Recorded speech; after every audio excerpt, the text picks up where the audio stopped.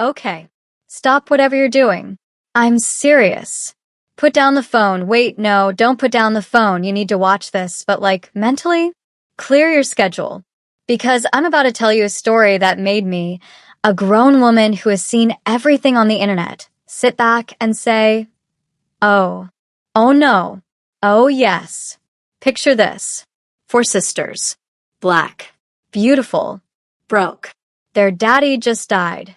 Left them with nothing but grief, a cramped 2-bedroom apartment, and surprise, surprise, a debt so big it made my stomach hurt just reading it.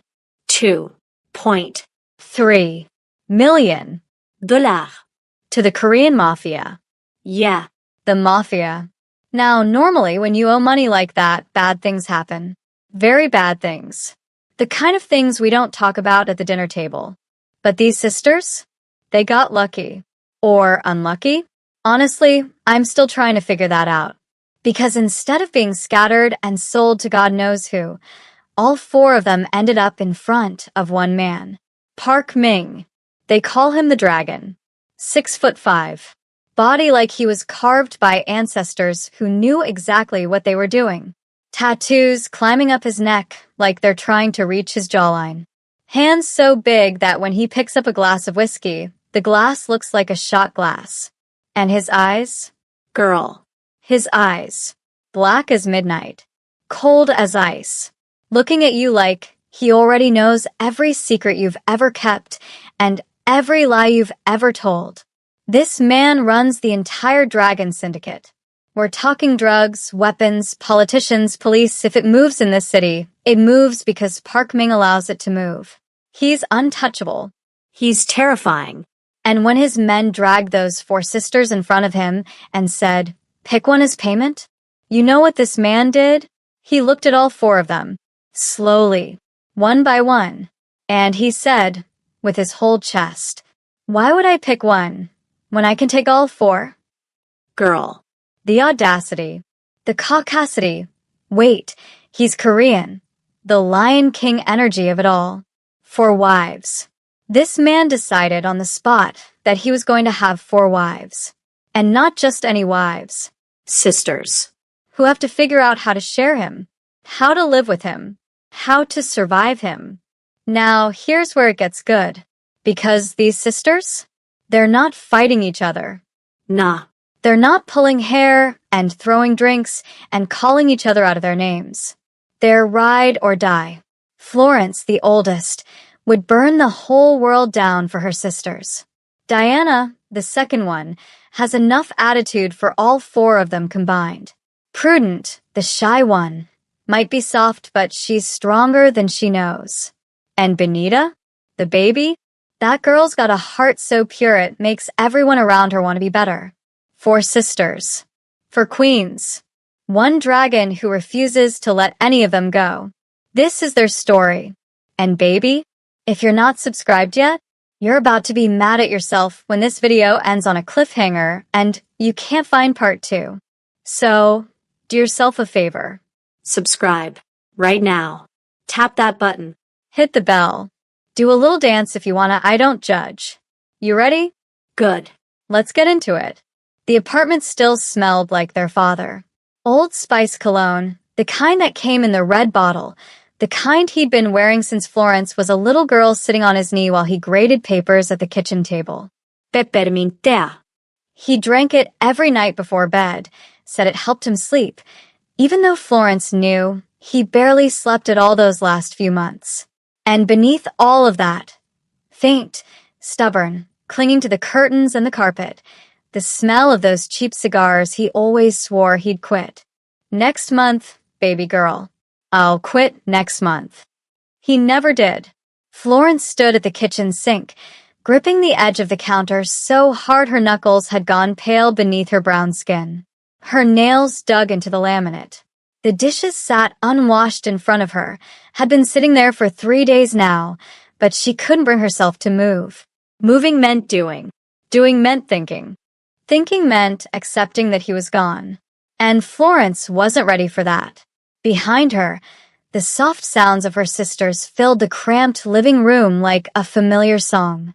A sad one, a broken one. Diana was pacing by the window, back and forth, back and forth. Her arms were crossed over her chest, pushing up the curves she usually flaunted with pride. But today, there was no pride in Diana's posture, just tension, just barely contained rage. Diana had always been the one who felt things the hardest. She hid it well, behind the red lipstick, the tight clothes, the quick comebacks, but Florence knew better. Diana wasn't angry because she was tough. Diana was angry because she was terrified. On the couch, Prudence sat curled into herself like she was trying to disappear. Knees pulled to her chest. Arms wrapped around her shins. Her glasses were smudged with fingerprints and tears she kept wiping away with the back of her hand. Prudence was 22 years old and still looked like she was 16. Small, Soft. the kind of woman who apologized when other people bumped into her. The kind who cried during commercials about puppies. She was also the smartest of all of them. Valedictorian. Full scholarship to Howard. 3 different job offers before she'd even graduated. But right now, she just looked lost. And then there was Benita, The baby. 20 years old, though she didn't look it. Round cheeks. Big brown eyes that always seemed to be looking for the good in people, even when there wasn't any good left to find. Benita was clutching a framed photograph to her chest. Their father's face smiled out from behind the glass, younger, happier, before the gambling had hollowed him out. Tears slid silently down Benita's cheeks, dripping off her chin, soaking into the collar of her sweater. She hadn't stopped crying since the funeral. Florence wasn't sure she ever would. 3 weeks. It had been 3 weeks since they'd lowered Ezekiel Montgomery into the cold October ground. 3 weeks since the pastor said, "Ashes to ashes," and Florence had to dig her fingernails into her palms to keep from screaming. 3 weeks since she'd stood in front of her 3 younger sisters, these women she'd helped raise since their mother died when Benita was only 6 and lied through her teeth. "We'll be okay. I'll figure it out. I promise." She hadn't figured out a damn thing. The bills were piling up on the counter. Electric, water, the credit cards their father had maxed out without telling anyone. The rent, God, the rent, they were already 2 months behind, and the landlord had stopped being sympathetic about a week ago. But the bills weren't the worst part. The calls were the worst part. They'd started the night after the funeral. Blocked numbers. Strange voices. Men who asked for Mr. Montgomery in tones that made Florence's blood run cold. Men who laughed when she said he was dead. Dead doesn't cancel the debt, sweetheart. She'd hung up. They called back. And back. And back. Florence hadn't told her sisters about the calls. What was the point? They were already drowning in grief. She wasn't going to add fear to the pile. But late at night, when the apartment was quiet and her sisters were finally asleep, Florence lay awake staring at the ceiling, wondering what her father had done, wondering what was coming, wondering if she could protect them from it. You're the oldest. You hold it together. That's what you do. That's what you've always done. Florence turned off the faucet, dried her hands on a dish towel that smelled like mildew, tried to breathe past the tightness in her chest. Bang! Bang! Bang! The front door shook with the force of 3 heavy knocks. Prudence gasped, her whole body jerking like she'd been electrocuted. She shrank deeper into the couch, pulling her knees impossibly tighter. Benita dropped the picture frame. It hit the floor with a sickening crack, blast shattering across the carpet. Their father's face stared up from the mess of broken shards. Diana stopped pacing. Her dark eyes, their mother's eyes, everyone always said, snapped to Florence. Flo. Florence held up a hand. Stay calm. Stay calm. It's probably just the landlord. Or a neighbor. Or bang! Bang! Bang! Harder this time. More insistent. Florence walked toward the door. Her heart was hammering against her ribs like it was trying to escape. Her palms were slick with sweat. She wiped them on her jeans as she walked. She reached the door, looked through the peephole, and her blood turned to ice water in her veins. 2 men, tall, wide, Built like they spent more time in the gym than anywhere else. Their faces were hard, expressionless, carved from stone, and just as cold. They wore black suits, expensive ones, the kind that cost more than 6 months of rent in this crappy apartment, and their shoes were polished to a mirror shine. One of them smiled. It was not a friendly smile. It was the smile of a man who knew something you didn't. The smile of a man who was about to enjoy what came next. Florence's hand hovered over the deadbolt. Don't open it. Don't open it. Call the police. Call. We know you're there, Miss Montgomery. The voice came through the door. Come. Almost pleasant. We saw you look through the peephole. Now you can either open this door like a civilized adult, or my associate here can break it down. Either way, we're coming in. The only question is how much mess you want us to make. Florence closed her eyes. Think. But there was nothing to think about. No back exit. No fire escape. No weapon except a butcher knife in the kitchen that she'd never be able to reach in time. They were trapped. Florence unlocked the deadbolt. Opened the door. Just a crack. Can I help you? The smiling man tilted his head. He was handsome in a cold, sharp way, like a knife dressed up in a designer suit. Florence Montgomery? Who's asking? He didn't answer. He simply pushed the door open, hard, sending Florence stumbling backward, her hip crashing into the side table. The lamp wobbled but didn't fall. Both men stepped inside like they owned the place. Like they owned everything in it, including the women. Diana lunged forward immediately. Who the hell do you think you are? You can't just. Seat. Down. The second man spoke for the first time. He didn't yell. He didn't raise his voice even slightly. But something about the flatness of his tone, the deadness in his eyes, made Diana freeze mid-step.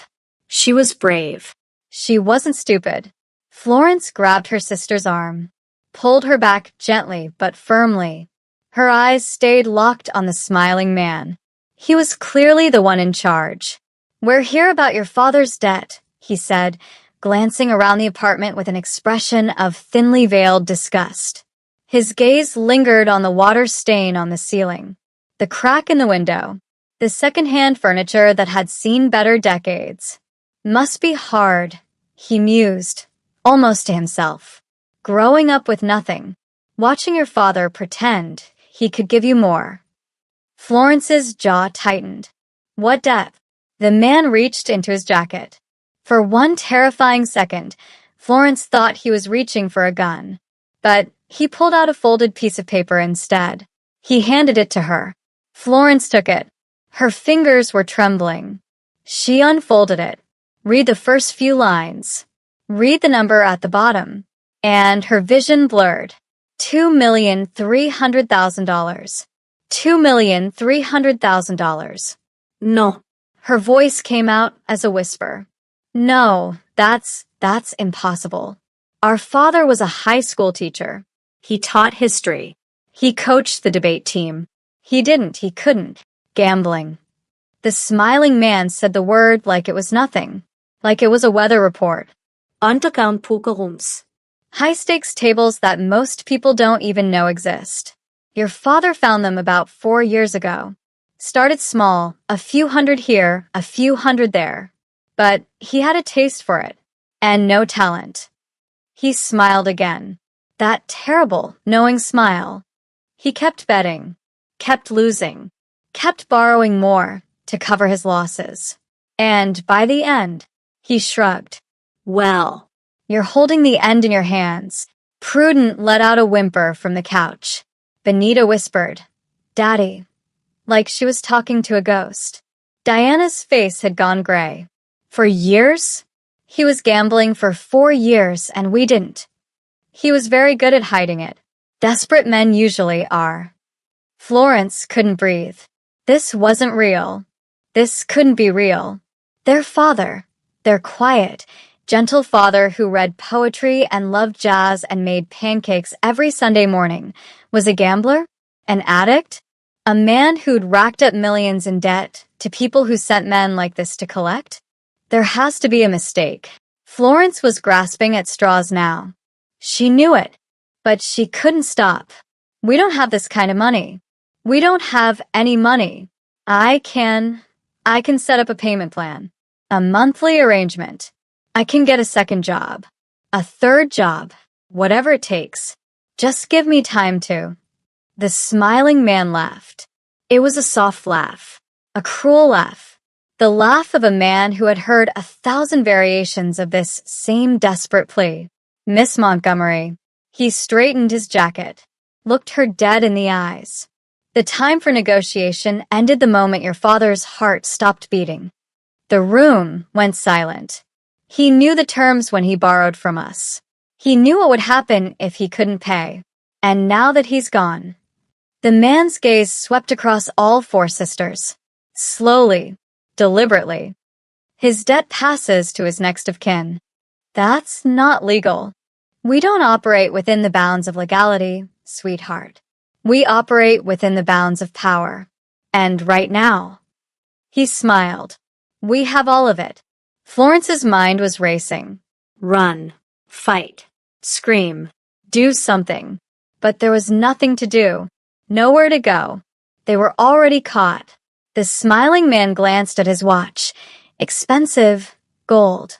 Probably worth more than their father made in a year. Fortunately for you, our employer has decided to offer a solution. Solution?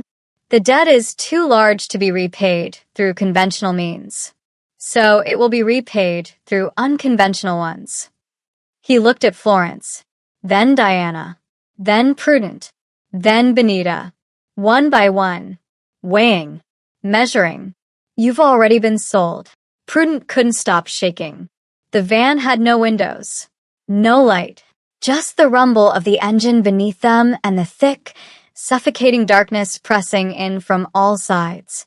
Her wrists were zip-tied in front of her. Not tight enough to hurt, just tight enough to remind her that she was no longer in control of anything. This is a nightmare.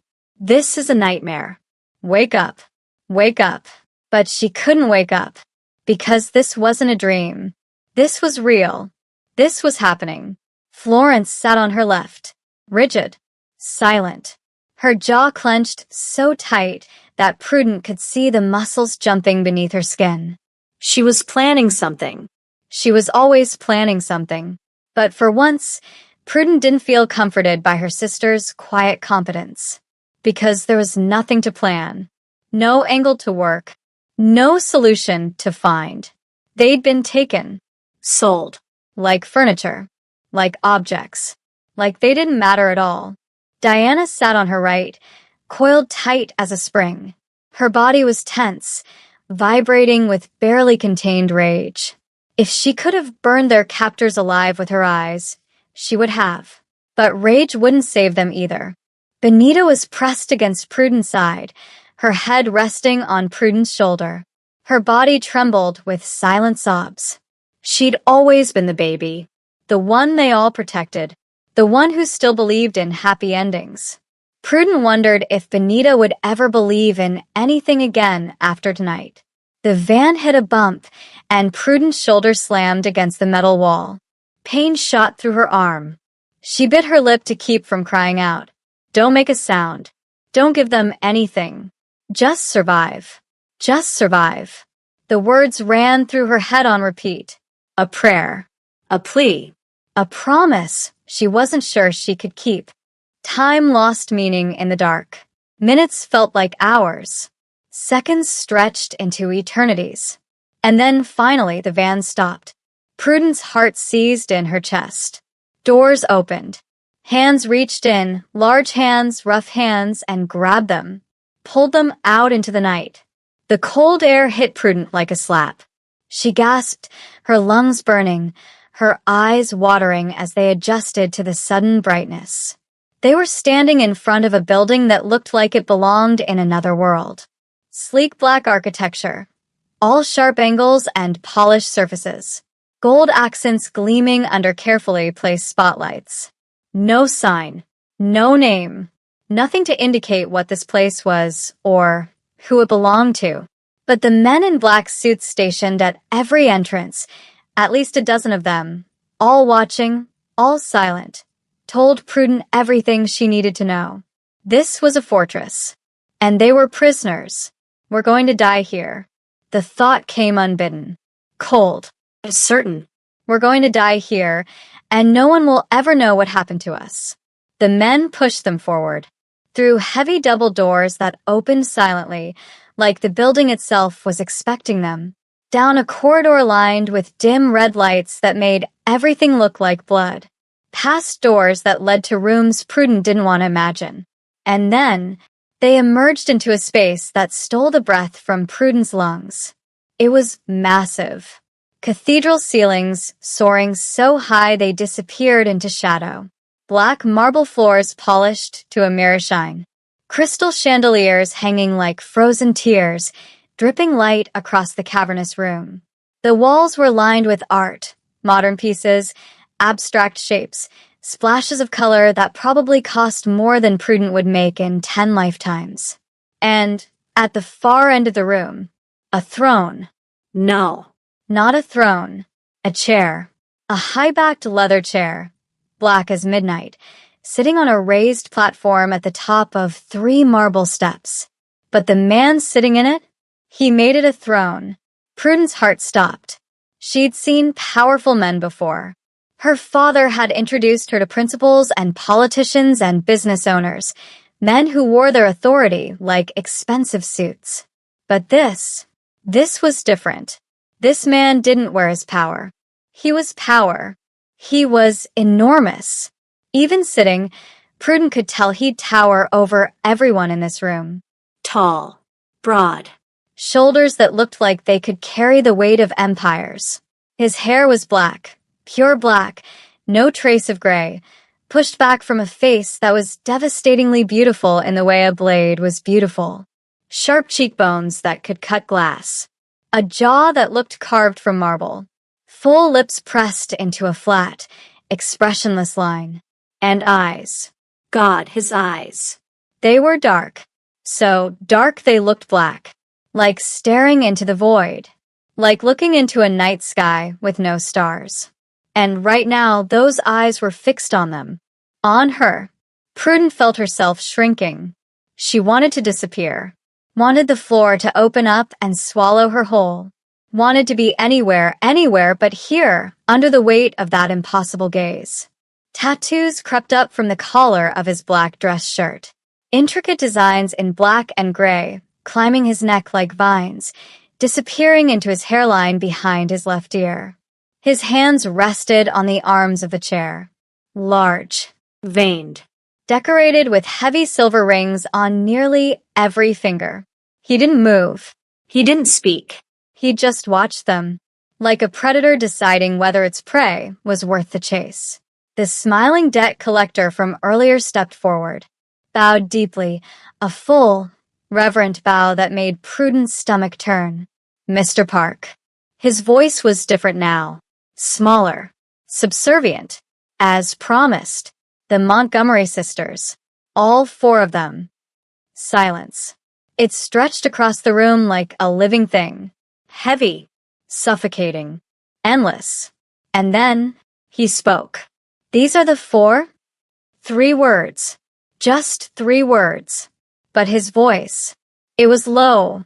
Smooth. Deep as an ocean and twice as dangerous. It moved through the air like smoke, wrapping around Prudence's throat, making it hard to breathe. She could feel it in her chest. In her bones. In places she didn't want to think about. The smiling man nodded eagerly. Yes, sir. Their father owed you $2.3 million, as per our agreement. I know what he owed. The collector went silent. Immediately, like someone had pressed a mute button. Park Ming leaned back in his chair. His dark eyes never left the sisters. Prudent couldn't hold his gaze. She looked down, stared at the black marble floor, counted the frantic beats of her own heart. Please. Please. Somebody help us. Anybody.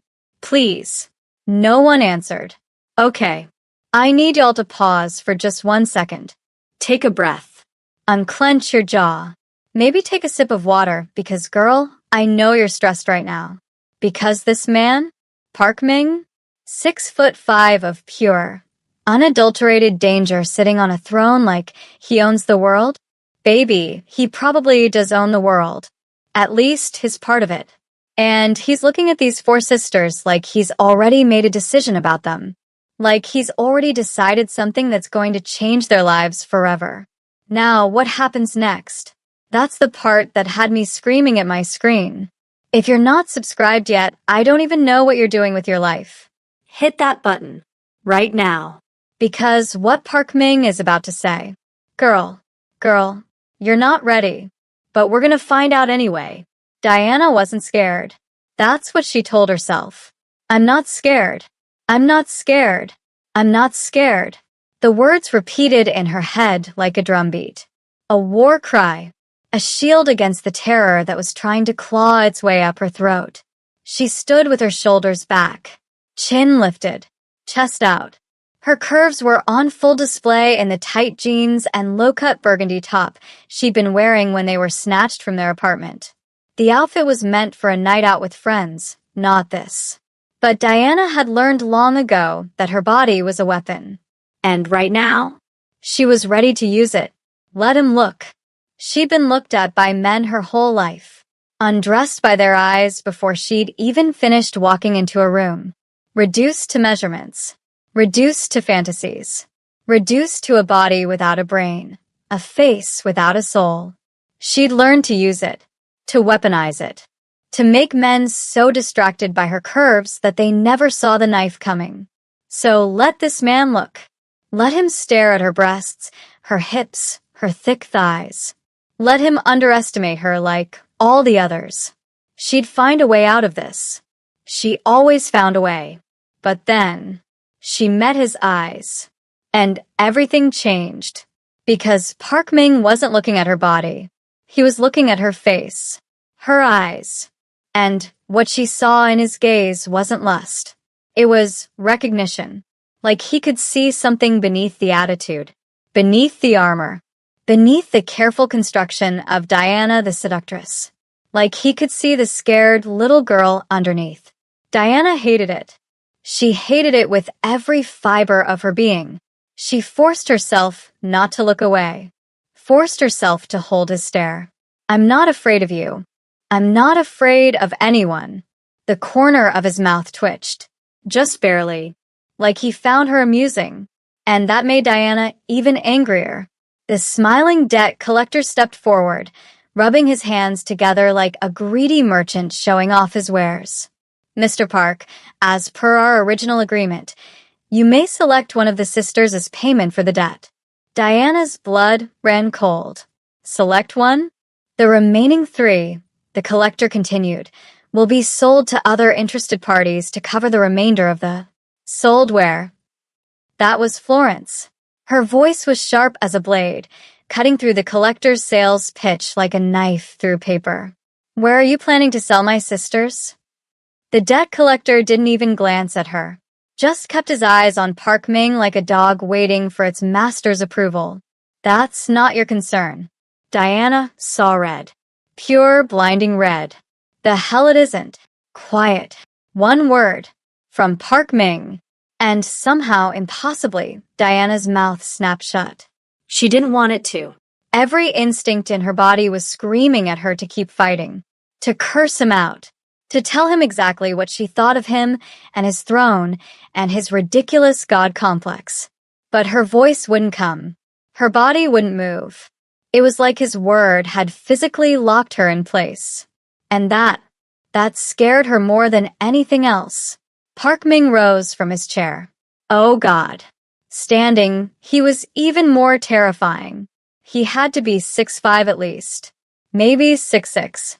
He moved down the steps slowly, each footstep echoing through the silent room like a countdown. And his body. Diana had seen fit men before. Gym rats. Athletes. Men who spent their whole lives sculpting themselves into something impressive. But Park Ming wasn't sculpted. He was carved. Shoulders broad enough to block out the light. A chest that strained against his black dress shirt. Arms that looked like they could break a man in half without much effort. And his hands. God, his hands.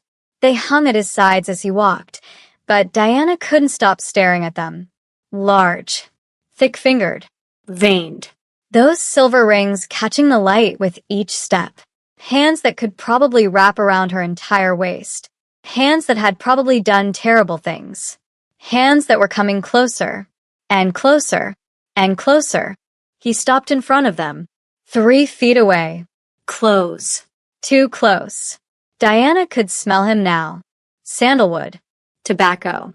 Something darker underneath, something that made her think of smoke and fire and things that burned. He was silent for a long moment. Just looking at them. Assessing.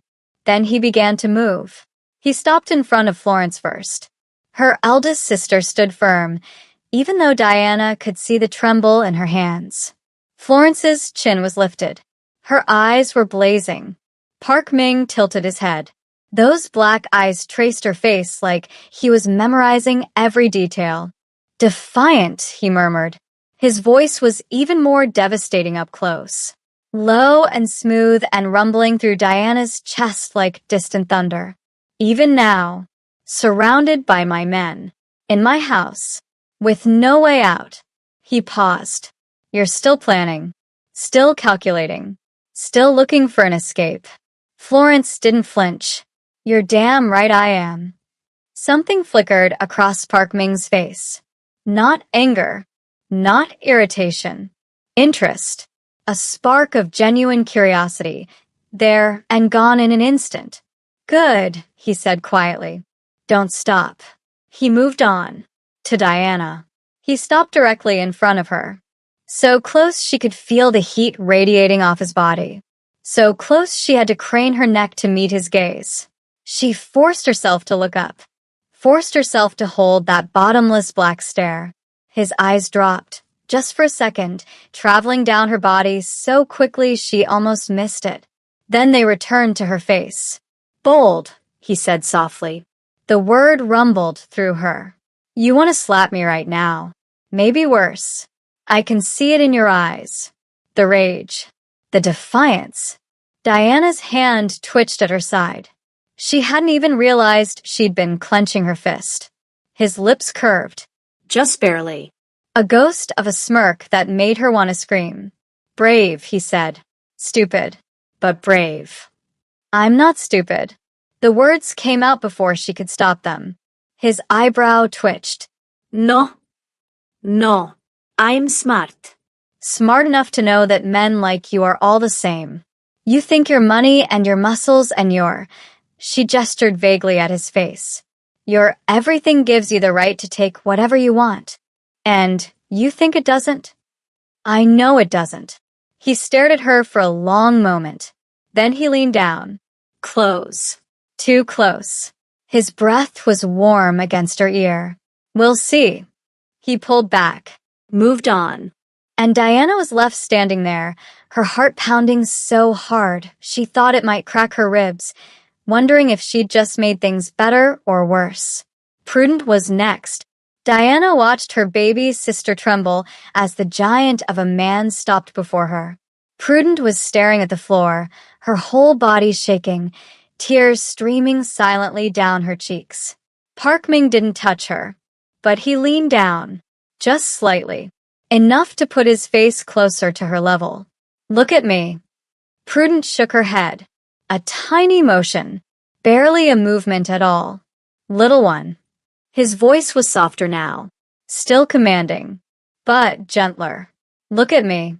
Slowly, so slowly it was almost painful to watch. Prudent lifted her gaze.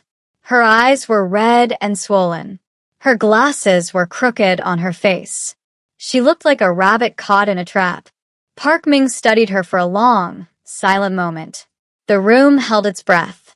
Innocent, he said finally. The word was barely a whisper. Soft. Untouched by cruelty. He paused. His dark eyes flickered with something Diana couldn't name. That won't last here. Prudent let out a choked sob. Diana moved to step forward, every instinct screaming at her to pull her sister away, to put herself between Prudent and this monster. But Florence grabbed her arm, held her back, shook her head once. Not yet. Not yet. Diana understood, but she hated it. Finally, Park Ming moved to Benita, the youngest, 20 years old and still looking at the world like it might be kind to her someday. Benita was crying too, but unlike Prudent, she held his gaze. Even through her tears, even through her fear, her chin trembled, but it stayed lifted. Please, she whispered. Her voice was so soft Diana almost didn't hear it. Please don't hurt us. We didn't do anything wrong. We'll do whatever you want. We'll work. We'll pay you back. Every penny. Just please. Her voice cracked. Broke. Please don't hurt my sisters.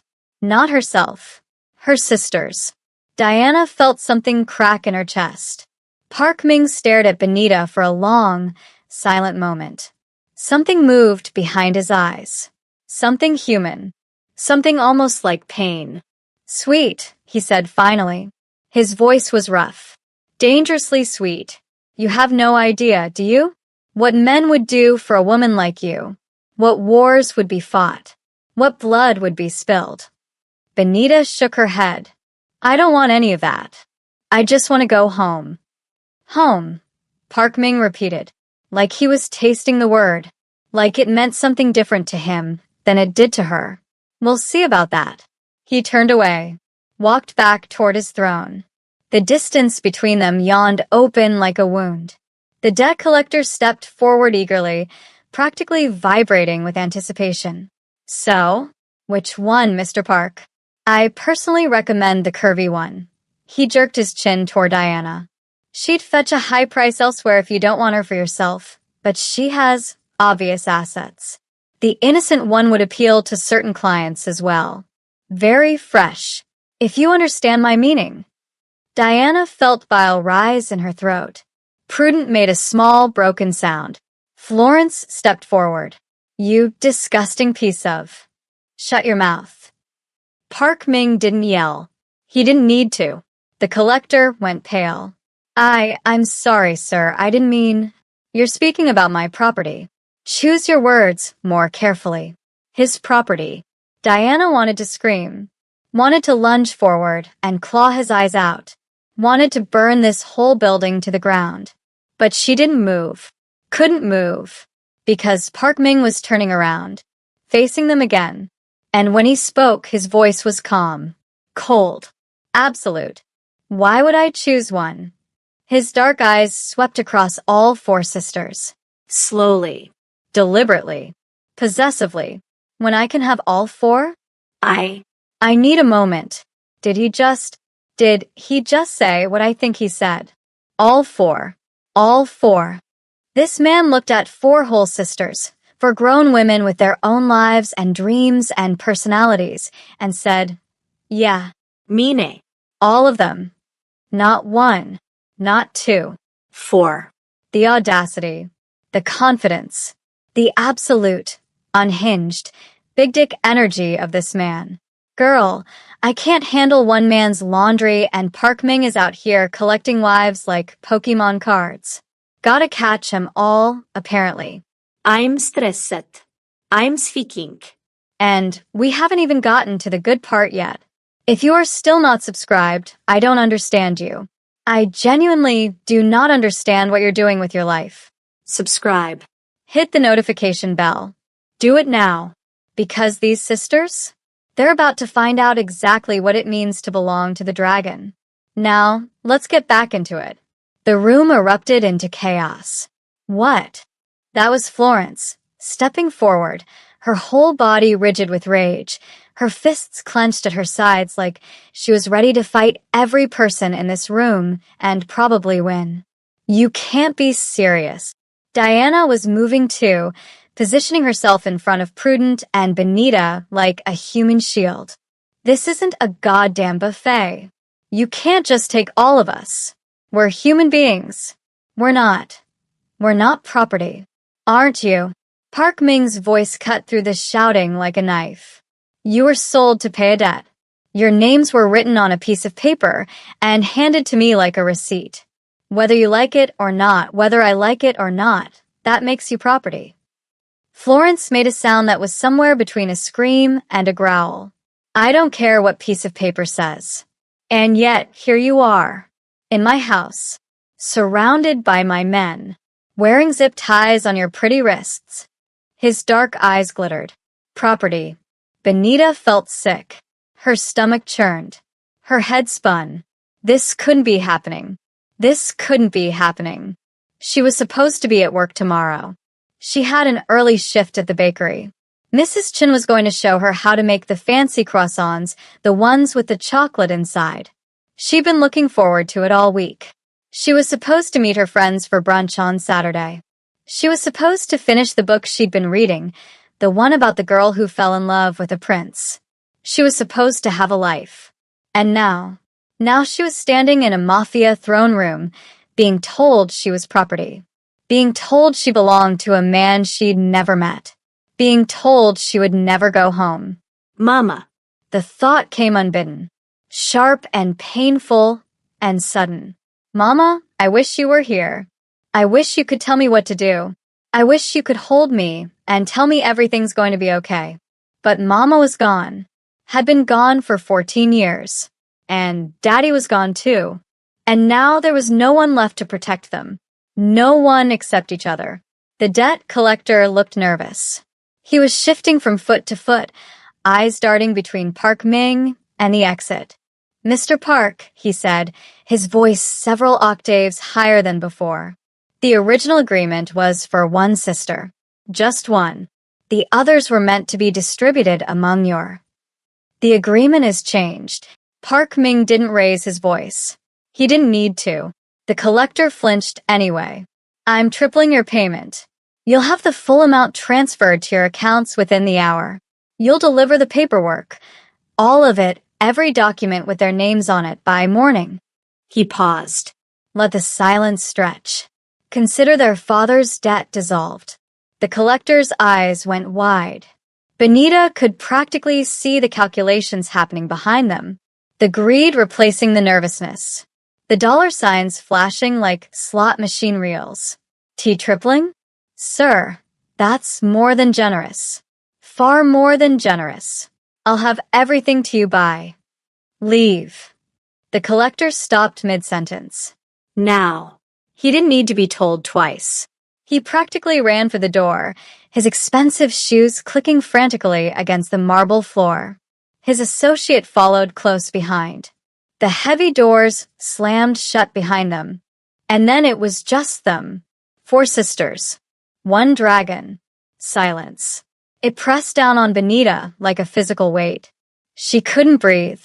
Couldn't think. Couldn't do anything but stand there and tremble. Florence was still standing in front of them. Always in front. Always between them and whatever was coming. You can't do this. Her voice was steady. Steadier than Benita's would have been. Steadier than Benita's could ever be. You have no right to keep us here. No legal right. No moral right. This isn't the Dark Ages. You can't just claim people like. And yet. Park Ming descended the steps of his throne again. Slowly. Deliberately.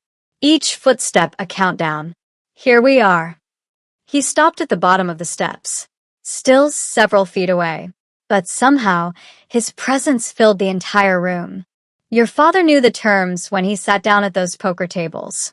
He knew what would happen if he couldn't pay.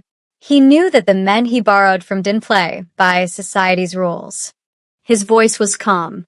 Almost gentle, like he was explaining something to a child. He gambled with your lives, your futures, your freedom, and he lost. A pause. I'm simply collecting what was promised. We are not objects. Diana's voice. sharp and furious. No. Park Ming's dark eyes moved to her. You're not. He was silent for a moment. Then he moved. Not toward them. Toward the side of the room.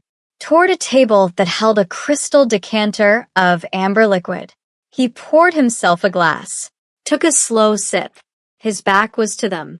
Vulnerable. But somehow Benita knew that if any of them moved, if they ran, if they attacked, it wouldn't end well for them. I've taken many things in my life, he said finally. Money. Power. Territory. Lives. He turned back to face them. But I've never taken a wife. The word hung in the air. Wife. Now I find myself with an opportunity to take 4.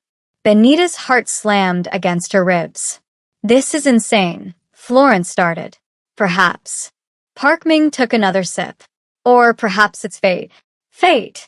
Diana laughed. It was not a happy sound. You think it's fate that our father gambled his way into debt with the Korean Mafia? You think it's fate that we got sold like cattle? You think it's fate that some psycho with a god complex decided he wants to collect wives like they're trading cards? Park Ming smiled. It was a small smile. Almost sad. I think that the universe puts people in our paths for reasons we don't always understand. I think that 4 sisters with fire in their veins and loyalty in their bones don't come along often. And I think, he set down his glass, that I'm not willing to let any of you go. You're insane. Probably. Florence stepped forward. What happens if we refuse? If we fight you every step of the way? If we make your life a living hell? Park Ming's eyes gleamed. Then I'll enjoy the challenge. Benita saw her sisters exchange looks. Florence, Diana, prudent. A silent conversation happening in split seconds. What do we do? How do we survive this? How do we stay together? And then, without words, without planning, the 4 sisters moved. Benita reached out, found Prudence' hand, squeezed. Prudence's other hand found Diana's. Diana's found Florence's. And just like that, standing in the throne room of a mafia king who had just claimed them as his wives, the Montgomery sisters linked themselves together. A chain. Unbroken. Unbreakable. You girls only have each other. That's what Mama used to say. Never let anyone separate you. No matter what happens. No matter how hard things get. You stick together. You hear me? You stick together. They heard her. Even now. Even here. They heard her. Park Ming went still. His dark eyes moved over them slowly, taking in the linked hands, the protective postures, the way they curved toward each other like flowers toward the sun. Something in his expression shifted. The coldness cracked. Just for a moment. Just enough for Benita to glimpse something underneath. Not cruelty. Not possessiveness. Fascination. Wonder. Almost hunger. But not the kind of hunger she'd expected. Not the kind that wanted to consume. The kind that wanted to understand. Good, he said quietly. The word echoed through the silent room. Hold on to each other. He turned away, walked back toward his throne. But he didn't sit. He just stood there, his back to them, his broad shoulders silhouetted against the dim red lights. You're going to need that bond, he said. Where you're going, what you're about to become. You're going to need each other more than you've ever needed anything. Prudence's voice came out small. Where are you taking us?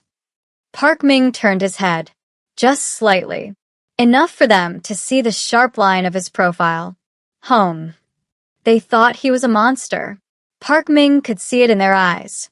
The way they trembled when he came near. The way the eldest one, Florence, kept positioning herself between him and the others, like her body could stop a bullet. The way the second one, Diana, looked at him with enough hatred to start a war. The way the little one, Prudent, couldn't even meet his gaze. And the youngest, Benita, with tears streaming down her face, begging him not to hurt her sisters. Not herself. Her sisters. They thought he was going to hurt them. To use them. to destroy them. Good. Park Ming turned away from them, walked back to his throne. Let them hate him. Let them fear him. Fear kept people alive. He'd learned that lesson when he was 7 years old, watching his mother work herself to the bone in someone else's kitchen, watching his father drink himself into oblivion every night, raging about the empire he'd lost, the honor that had been stolen from him, watching the men who came to collect debts that couldn't be paid, watching his mother step in front of him, the same way Florence stepped in front of her sisters, watching the way she never broke, never bent, never let them see her fear. Fear is a weapon, Ming-Ah. And like all weapons, it can be used against you or by you. The choice is yours. He'd chosen to wield it. He'd spent 30 years building an empire on that choice. The Dragon Syndicate. Drugs. Weapons. Politicians. Police. If it moved in this city, in this country, it moved because Park Ming allowed it to move. He was untouchable, unreachable, alone, and he'd been fine with that. Content. Or so he'd told himself. Until tonight. Until 4 sisters walked into his throne room and something inside him cracked. He hadn't expected this. He'd agreed to take one of Ezekiel Montgomery's daughters as payment for the debt because it was convenient, because the collector had been useful in the past and deserved a favor, because owning a politician's daughter or a businessman's wife was always good leverage. He hadn't expected them. He sat down in his chair, steepled his fingers beneath his chin, watched them huddle together in the center of the room. 4 terrified women. For queens who didn't know their own power yet. Florence, the leader, the protector. Park Ming had seen 1,000 lieutenants and generals and captains in his time. Men who claimed to lead. Men who wore authority like a costume. But Florence was the real thing. Authority radiated from her like heat from a fire. Even now, terrified, powerless, surrounded by enemies, she was calculating. Planning, looking for angles, looking for weaknesses. She would die for her sisters. Park Ming knew that with absolute certainty. She would kill for them too. Good. You'll need that instinct. Diana, the defiant one, the seductress. She thought he didn't see past the curves and the attitude. She thought he saw what every other man saw, a body to use, a toy to play with. But Park Ming wasn't every other man. He saw the armor. He saw what it protected. A woman who had been looked at her whole life.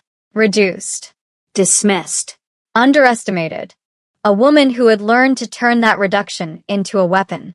She hated him. Good. Hate was useful. Hate was fuel.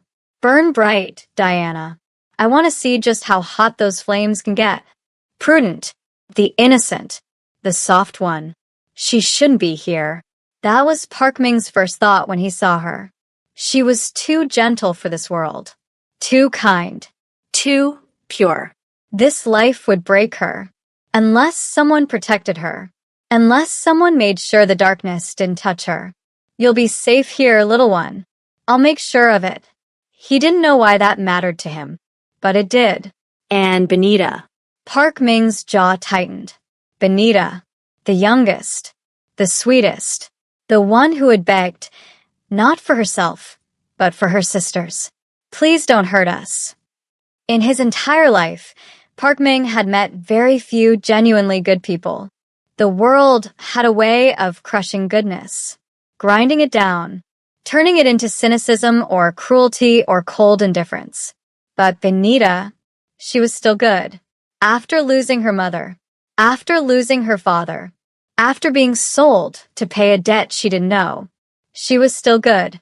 And that was worth protecting, worth possessing, worth keeping forever. Park Ming watched the 4 sisters cling to each other, watched the way their hands intertwined, watched the way they moved as one. They have no idea what they are. 4 queens, 4 flames, 4 keys to an empire. Other men would have separated them. Divide and conquer. That was how you broke people. But Park Ming didn't want to break them. He wanted them whole. He wanted them strong. He wanted them his. All four of them. And he always got what he wanted. He pressed the button on the arm of his chair. Spoke in Korean to the man who answered. Prepare the East Wing. For rooms. Connected. Full security. Have clothes ready in their sizes. I want everything they could possibly need. I want it ready within the hour. The voice on the other end confirmed. Park Ming ended the call. Looked at the sisters. You will be taken to my estate, he said. You will be given rooms. Private rooms connected to each other. Clothes. Food. Everything you need. Florence's eyes narrowed. And in return? Park Ming smiled. It was not a kind smile, but it wasn't cruel either. It was the smile of a man who had just found something precious. Something he never knew he was looking for. In return, you belong to me. All four of you. In every way that matters. Diana's voice cut through. We're not sleeping with you. Did I say anything about sleeping? She went silent. Park Ming rose from his chair one final time, descended the steps, walked toward them until he was close enough to touch, close enough to see the fear in their eyes, close enough to feel the heat of their bodies. I don't want your bodies, he said quietly. Not yet. Not until you offer them willingly. And you will. Florence scoffed. Like hell. I want your loyalty. He cut her off. His voice was low. Intense. Sincere. I want your trust. Your fire. Your strength. His dark eyes moved from Florence to Diana to Prudent to Benita. One by one. Seeing each of them. Really seeing them. I want all of you. Every piece. Every secret. Every fear and every dream. He stepped back. Let them breathe. And I always get what I want.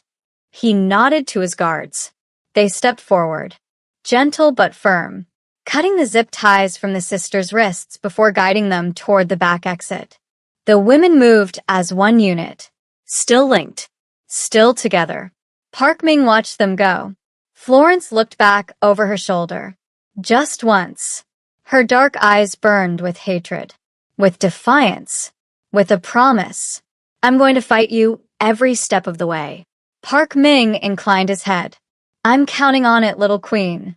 When the doors closed behind them, Park Ming stood alone in his throne room. Silence. Emptiness. The same emptiness he'd lived with for 30 years. But for the first time, it felt temporary. He walked back to his throne, sat down slowly, let his head fall back against the leather, and allowed himself one private thought. One dangerous, terrifying, exhilarating thought. For wives. For queens. For thrones beside mine. One empire. His hand closed into a fist. His rings glinted in the dim light. Mine. All of them. Mine. Few. Y'all. I need to sit down. I need a glass of wine. I need several glasses of wine. Because that man just claimed 4 whole sisters and said, with his whole chest, I want your loyalty, your trust, your fire.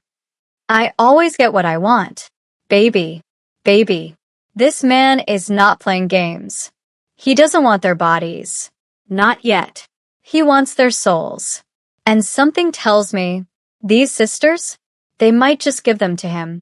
But not without a fight. Oh no. Florence is already planning. Diana is already scheming. Prudent is scared, but she's smart. And Benita? Benita might just be the one who changes everything. Now listen to me. Part 2, that's where things get real. They arrive at the estate. They see how Park Ming lives. They meet the people who serve him. And they start to realize, maybe being claimed by the dragon isn't the worst thing that could have happened. Maybe, just maybe, it's the beginning of something none of them expected. Something dangerous. Something passionate. Something that might just burn them all alive. You do not want to miss part 2. So here's what you're going to do. You're going to subscribe. Right now. You're gonna hit that notification bell so you know the second part 2 drops. And you're gonna comment Dragon down below if you're ready for more. Actually, you know what? Comment for Queens if you're on the sisters' side. Comment Dragon if you're already falling for Park Ming. And comment both if you're conflicted like me because girl, I don't know how Tio feel about this man. He's terrifying. He's possessive. He's giving, I will burn the world down for you energy. And I am concerned. Concerned and entertained. That's the vibe. Part 2 is coming soon. Don't miss it. I'll see you there, bestie.